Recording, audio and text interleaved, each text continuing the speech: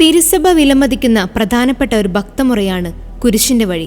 ഈ നോമ്പ് ദിനങ്ങളിൽ നമ്മൾ ധ്യാനിക്കുകയും വെള്ളിയാഴ്ച ദിവസം വലിയ ആഘോഷത്തോടെ നടത്തുകയും ചെയ്യുന്ന ഒന്നാണല്ലോ കുരിശിന്റെ വഴി. വിശുദ്ധരെല്ലാം തന്നെ കുരിശിന്റെ വഴിക്ക് വലിയ പ്രാധാന്യം കൊടുത്തിരുന്നു. വിശുദ്ധ ജോൺ പോൾ രണ്ടാമൻ മാർപ്പാപ്പ തന്റെ പ്രതിസന്ധികളിൽ കുരിശിന്റെ വഴി നടത്തിയിരുന്നതായും അത് ഫലദായകമായി അനുഭവപ്പെട്ടതായും പറഞ്ഞിട്ടുണ്ട്. മരണശയ്യയിൽ കിടന്നിരുന്നപ്പോഴും മറ്റുള്ളവരുടെ സഹായത്തോടെ അദ്ദേഹം കുരിശിന്റെ വഴി നടത്തിയിരുന്നു. കുരിശിന്റെ വഴി ഭക്തിപൂർവ്വം നടത്തുന്നവർക്ക് ലഭിക്കാവുന്ന അനുഗ്രഹങ്ങളെക്കുറിച്ച് സ്പെയിൻകാരനായ ബ്രദർ സ്റ്റാനിസ്ലാവോസിന് ഈശോ നൽകിയ വാഗ്ദാനങ്ങൾ 14 1.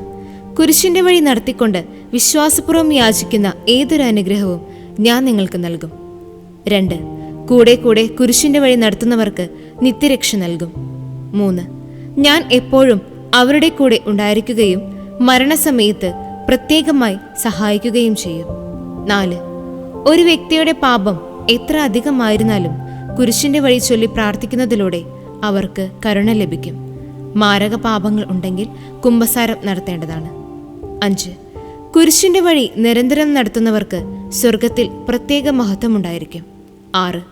ഈ ഭക്തി അനുഷ്ഠിക്കുന്നവരെ ശുദ്ധീകരണ സ്ഥലത്ത് നിന്ന് വേഗത്തിൽ മോചിപ്പിക്കും. 7. കുരിശിന്റെ വഴിയുടെ ഓരോ സ്ഥലത്തും ഞാൻ അവരെ അനുഗ്രഹിക്കുകയും എൻ്റെ അനുഗ്രഹം നിത്യത വരെ അവരെ പിന്തുടരുകയും ചെയ്യും. 8. മരണസമയത്ത് പിശാചിന്റെ പ്രലോഭനങ്ങളിൽ നിന്ന് ഞാൻ അവരെ രക്ഷിക്കുകയും സാത്താന്റെ ശക്തിയെ നിർവീര്യമാക്കുകയും ചെയ്യും. 9. സ്നേഹപൂർവ്വം ഈ പ്രാർത്ഥന ചൊല്ലുന്നവരെ എൻ്റെ കൃപയാൽ നിറച്ച് ജീവിക്കുന്ന സക്രാരിയാക്കി മാറ്റും. 10. ഈ പ്രാർത്ഥന നിരന്തരം നടത്തുന്നവരുടെ മേൽ എൻ്റെ ദൃഷ്ടി ഞാൻ ഉറപ്പിക്കും. എൻ്റെ കരങ്ങൾ അവരെ സംരക്ഷിക്കാൻ എപ്പോഴും അവരുടെ കൂടെ ഉണ്ടായിരിക്കുകയും ചെയ്യും. 11. ഞാൻ ആണികളാൽ കുരിശിനോട് ചേർന്നിരിക്കുന്നത് പോലെ കുരിശിന്റെ വഴി നിരന്തരം നടത്തി എന്നെ ആദരിക്കുന്നവരോട് ഞാനും ചേർന്നിരിക്കും. 12.